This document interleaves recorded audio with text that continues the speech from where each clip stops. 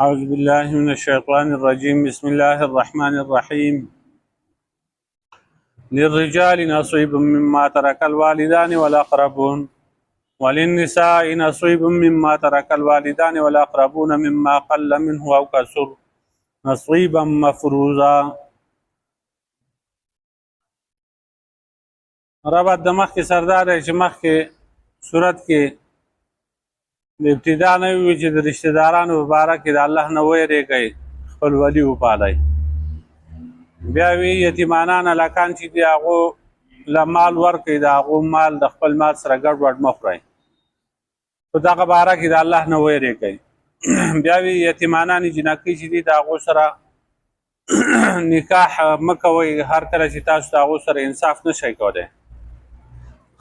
بیا وی چې عامې زنانه چې دي د هغو سره هم ظلم مه کوئ، د هغو سره انصاف وکئ، د هغو مهرونه هغو ته حواله کئ. نو بیا بل حکم بیان کړ چې کوم قمقل کسان دي بېوقوفه هغو ته مالونه مه حواله کوئ تر څو پورې چې تاسو په هغو کې هوښیارتیا نه معلومه کړې. کله چې تاسو پوه شئ چې دوی هوښیار شوي دي او خپل مال په صحیح طریقې سره لګولی شي، نو بیا هله هغوی ته د هغو مالونه حواله کوي او هغې کې ظلم مه کوئ، دا په اسراف سره او په جلتۍ سره مه خورئ. که څوک غني دی نو د هغه د مال نه ځان ساتي، او که فقیر دی غریب دی نو بیا دی د عرف مطابق د هغې نه خپله خرچه عالي خو ظلم دی ورسره نه کوي. نو اوس بل دلته دې آیات کې د بل ظلم رد کوي چې عام انسانان چې دي یا سړي دي او که زنانه دي د هغو سره انصاف وکړئ په باره د میراث کې. او رد دی په رسم او په رواج د عربو او جاهلیت باندې چې هغوی به میراث هغه چاله ورکو چې هغه به د جنګ جګړې او د ګزار خاوند و. چا به جنګ کولی شو، دفاع به یې کولی شوه، سرحد به یې ساتلی شو. نو زنانو له ماشومانو له معذورانو له دې له به میراث کې حصه نه ورکوله. نو دې آیات کې په هغو باندې رد کوي او بل حکم بیانوي چې د سړو دپاره هم حصه ده د هغه مال نه چې مور و پلار پرېښودی او رشته دارانو، او د زنانو دپاره هم حصه ده د هغه مال نه چې هغه مور و پلار پرېږدي او رشته داران یې پرېږدي، مال کم یې او که زیات وي. دا حصه د الله د طرف نه مقرر ده. په دې کې تاسو ظلم مه کوئ د زنانو سره، د ماشومانو سره، د معذورانو سره چې هغه ته تاسو وباسئ، او مال چې دی هغه صرف ځوانانو له ورکوئ، هغه کسان ده چې هغه د جنګ قابل دي. نو دا ظلم دی، دا مه کوئ. بل حکم دا بیانوي چې کله تقسیم ته خپلوان حاضر شي، یتیمانان مسکینانه، نو هغو له څه ورکئ، هغو ته ښایسته خبره وکئ د شریعت مطابقه. او هغه کسان چې هغوی د خپل ځان نه وروستو ماشومان پرېږدي چې هغه ضعیفان کمزوري، نو هغوی ویریږي د دې یتیمانانو په باره کې، مسکینانو په باره کې، ځکه دوی په خپلو ماشومانو باندې بیا وروستو یریږي که دوی مړه شي، هغوی باندې یریږي چې هغو له به څوک کیسه ورکړي او که ور به نه کړي. نو اوس د دوی د یتیمانانو په باره کې د الله نه ویریږي، هغو ته د ښکلې خبره کوي. تقسیم ته چې کسان حاضر شي چې هغه خپلواني، یتیماناني، مسکیناني، نو هغو له څه ورکوي.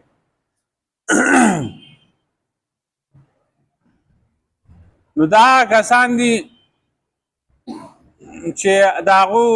حصه نشته په میراث کې، هغو راشي او وي خپلوان او یتیمانان او مسکینان په میراثخواره نه وي، نو دا استحبابي حکم دی چې هغو له څه ورکوي، په شرط دی چې دا ټول کسان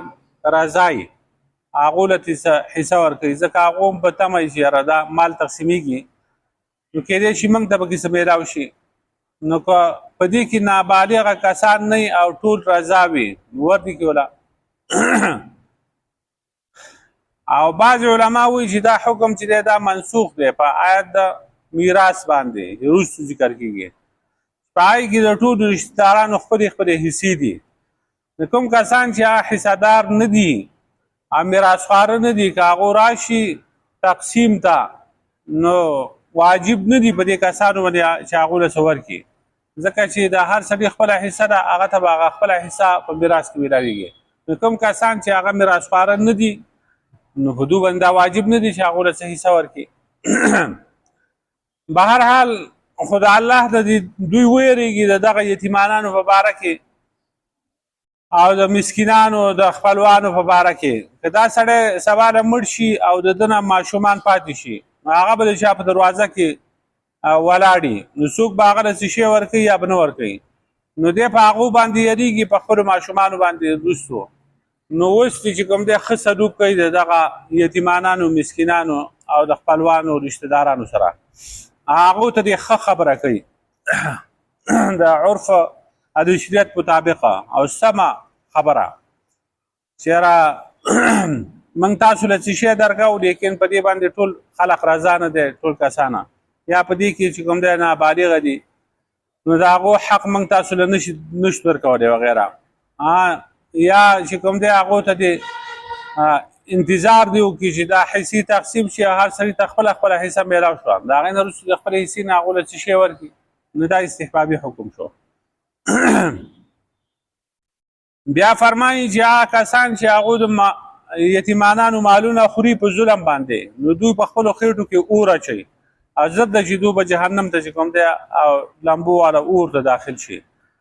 نو مال د یتیم چې خوري نو دا مال نه دی بلکې دا د اور سکروټې دي چې دی خپلې خېټې ته اچوي او دی به جهنم ته داخلیږي نو دا مال سبب دی د اوره نو انما یاکلون فی بطونهم نارا دلته هغه مسبب ذکر کړ دی امرات نه سبب دی چې دوی په خپلو خېټو کې هغه مال اچوي چې هغه مال سبب د اور دی یا حقیقتا د هغې نه به اور جوړ شي اوره د دغه مال نه او دی به سیزي په ورځ د قیامت چې کوم دی هغه بیا جهنم ته داخلیږي نو د یتیمانانو د مال نه ځان ساتل پکار دی مخکې به خلقو چې کوم دی دا چل کو چې دا شومه ده او دا درېیمه ده او دا اوومه ده او دا پکې څلوېښتمه ده او دا تلین دی دا فلانې دی دا ډینګې بس په دغه طریقه باندې دغه یتیمانانو مال به وخوړ میراث به لا تقسیم شوی نه و پاتې به کوم به چې پاتې شوي د مړي نه هغه به یتیمانانو کمزوري به و ضعیفان به و ماشومان به و هغو به د خپل تپوس نه او دلته به خلقو ځان خپل بازار ګرم کړی و خیراتونه کوو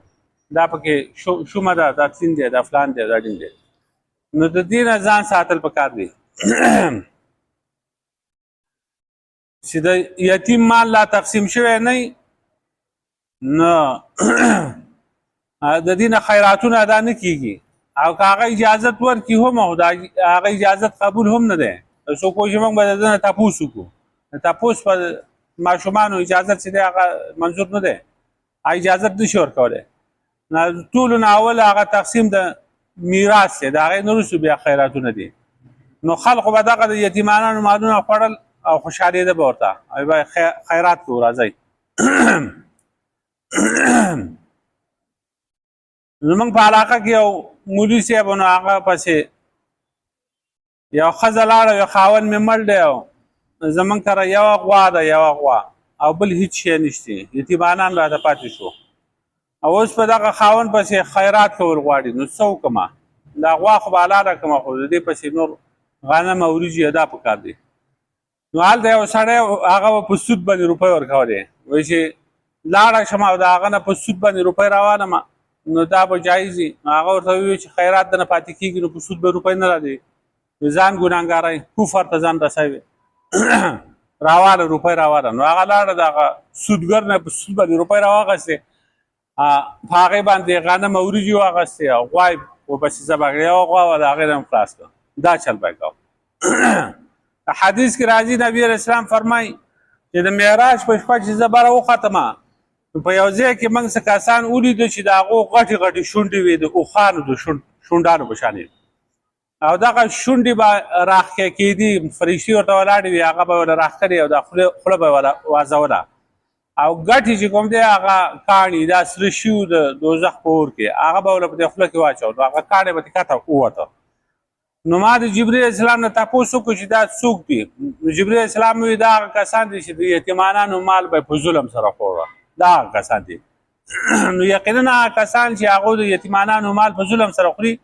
دو خپل خېټو د اور چي. نو اور دغه لري اور کاڼي پټوا چي لکه دغه حدیث ته معلومیږي او کتب دیوزي وسيسلون سعيرا او زرد شدو به داخل شي هغه اور د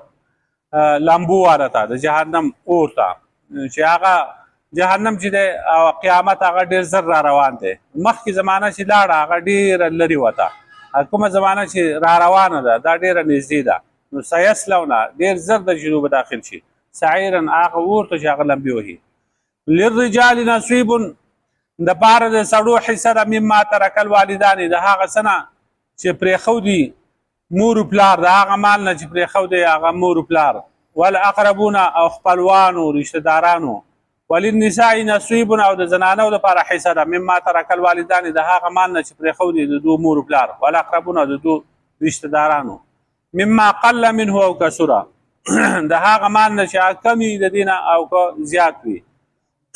نو دا مما قل منه او کثر د مما ترک الوالدان والاقربون بدل دی.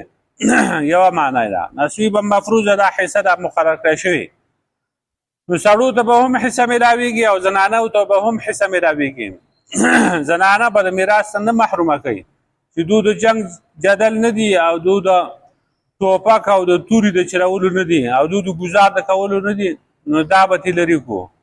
ماجومان به تی وباسو معذور به تی وباسو ځوانان له به مال ورکو. نو دا ظلم مه کوئ. واذا حضر القسمه اولي القربى هر کله چې حاضر شي تقسیم ته خواندان د خپلوالۍ والیتام او یتیمانان والمساکین و مسکینان فرزقوهم منه نو ورکئ تاسو هغو ته د ایمان نه وقولو لهم قولا معروفا او وایه هغو ته وینا ښایسته